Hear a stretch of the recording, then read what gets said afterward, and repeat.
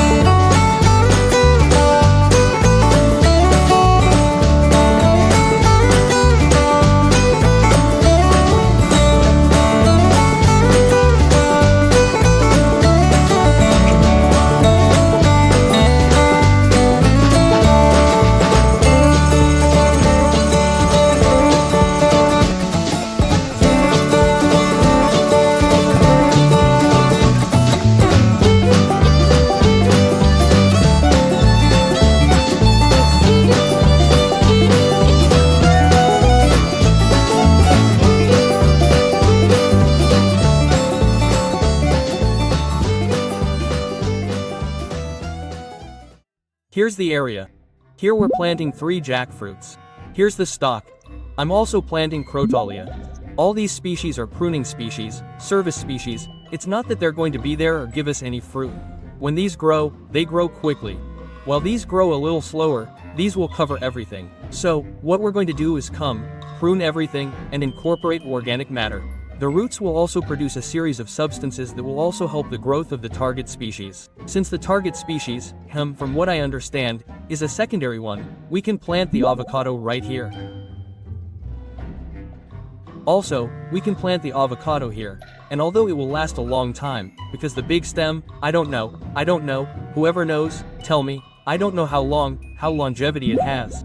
But, since it will last a long time, we will, while it is bearing fruit, and even if it continues bearing fruit, the avocado tree can continue to grow, bear fruit, and even if they remain there, I don't really know how long, but even if they remain there, since they are going to climb those trees, there will be no problem. So, in case we later need light, more sun, it opens up more light, it opens up, more trees are cut and that's it, there will be no problem. So we are going to put these sapote seeds, put one here and you may ask me, and how come you are planting so many things in such a small space? Quote. Let's see, to begin with, not all of them are going to sprout. It is possible that the avocado will grow, but not one of the sapote plants. It is possible that only one sapote will grow or it is possible that all 3 will grow. It doesn't matter. In other words, there is a certain probability that none of them will grow. The thing is that when we plant several things, we then have the possibility of choosing. If I had more avocado seeds here, I would have planted more here in this same niche, in this same nest. And this will give us the ability to choose. It will increase the probability that this plantation will be successful and, in the end, since they are seeds, sapote plants are very easy to get. Every time we eat one, we have a sapote seed. That is why it is so important not to throw seeds away. We have the bad habit of throwing seeds away.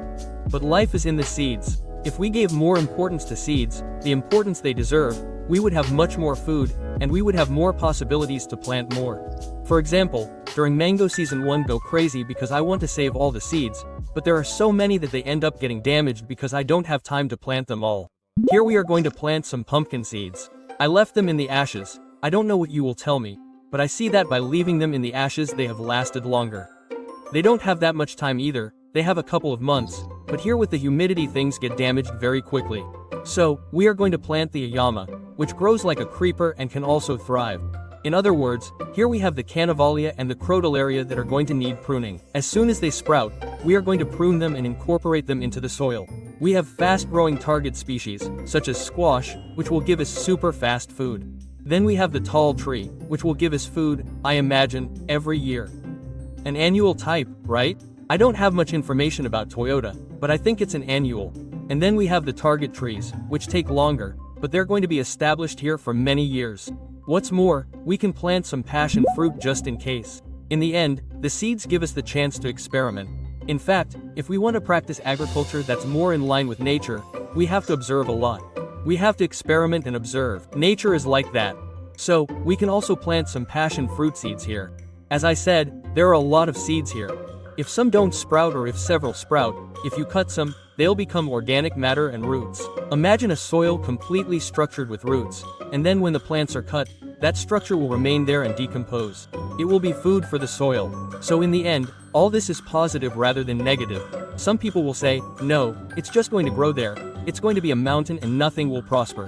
No, but the problem is that we have to know that most of the work is not in sowing. When sowing, we simply plant seeds, but the work is in maintenance, in other words, in management. When the plants start to grow, we have to come here and cut them. It's not that much work because we just have to come with scissors, with a knife. We cut and place and deposit. Then I'm also going to sow some papaya. This channel is also a bit of an experiment for anyone who is confused, who wants to go to the countryside, who wants to sow, but wants to do it naturally. Well, experiment a bit, right? Follow the channel. By the way, if you want to keep watching these videos, subscribe, like, comment and all that. So, we're going to do these kinds of experiments so that those of you in the city who want to take the step to live in the countryside can see how things are developing. In a couple of months, we'll come back to see how all this is evolving, to see what's grown and what hasn't. Sometimes things don't grow because the seed isn't in good condition, but anyway, in this case we're going to try it with what we have. Now what we're going to do is throw some soil on top. A bramble that's pricking me. We throw some soil on top. Right now the soil is quite dry, but since this is a cool, humid area, let's hope everything works out, because now really isn't the time to sow. We have to limit that. We have to take it into account because now really isn't the time to sow. We put this on top. We could have also made a kind of hollow so that it would be a little more protected, but since there are quite a few trees here, I don't think the wind will be a problem. We can put wood on the sides. And now we're going to do something. We're going to get some branches. We're going to get some branches and put them on. We're going to make a kind of nest around it to protect it and to give it more organic matter. This is how our nest looks. There's the nest. We surrounded it with some organic matter. It's all quite dry now, but I would have put more organic matter, more leaves, but right now there's just a lot of branches and not enough leaves.